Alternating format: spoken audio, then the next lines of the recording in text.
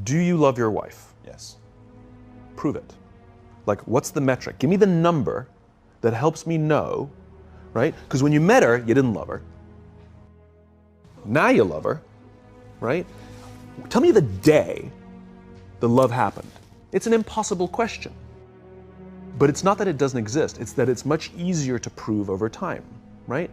Leadership is the same thing. It's about transition. So if you were to go to the gym, it's like exercise, right? If you go to the gym and you work out and you come back and you look in the mirror, you will see nothing. And if you go to the gym the next day and you come back and you look in the mirror, you will see nothing, right? So clearly there's no results, can't be measured, it must not be effective. So we quit, right? Or if you fundamentally believe that this is the right course of action and you stick with it, like in a relationship, I bought her flowers and I wished her happy birthday, and she doesn't love me. Clearly I'll give up. That's not what happens. If you believe there's something there, you commit yourself to an act of service. You commit yourself to the regime, the exercise. You can screw it up. You can eat chocolate cake one day, you can skip a day or two. You know, it allows for that. But if you stick with it consistently, I'm not exactly sure what day, but I know you'll start getting into shape. I know it.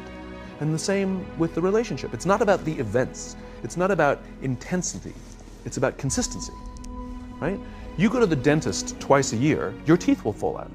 You have to brush your teeth every day for 2 minutes. What does brushing your teeth twice a day for 2 minutes do? Nothing. Unless you do it every day, twice a day for 2 minutes, right? It's the consistency. Going to the gym for 9 hours does not get you into shape. Working out every day for 20 minutes gets you into shape.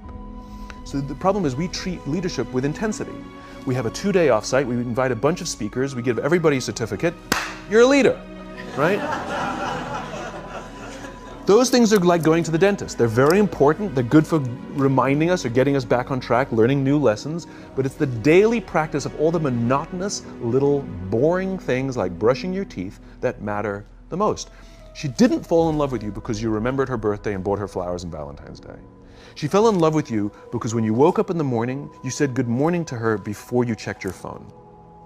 She fell in love with you because when you went to the fridge to get yourself a drink, you got her one without even asking.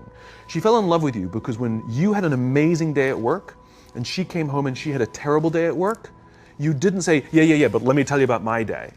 You sat and listened to her awful day and you didn't say a thing about your amazing day. This is why she fell in love with you. I can't tell you exactly what day, and it was no particular thing you did.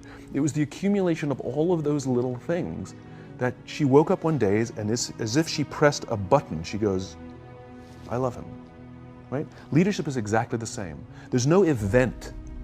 There's no thing I can tell you you have to do that your people will trust you. It just doesn't work that way.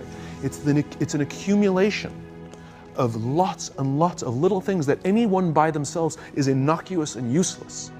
Literally, pointless by themselves. People will look at little things that are good leadership practices and say, that won't work, and you're absolutely right.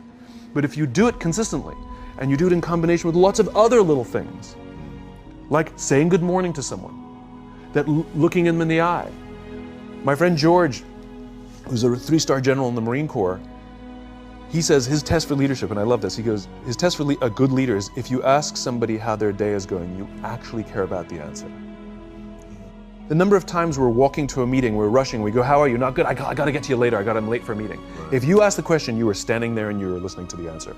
It's those little innocuous things that you do over and over and over and over that people will say, I love my job. Not I like my job. I like my job means, yeah, the challenge is great, they pay me well, I like the people. I love my job means, I don't want to work anywhere else. I don't care how much somebody else is willing to pay me. I'm devoted to the people here, and I care desperately about the people here as if they were my family. In business, we have colleagues and coworkers.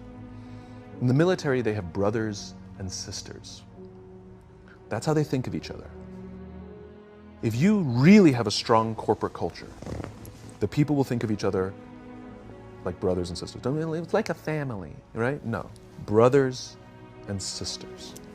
Deep love. Fight, but the love doesn't go away. Bicker, the love doesn't go away. And I'll fight with my sister, but if you threaten my sister, you're going to have to deal with me.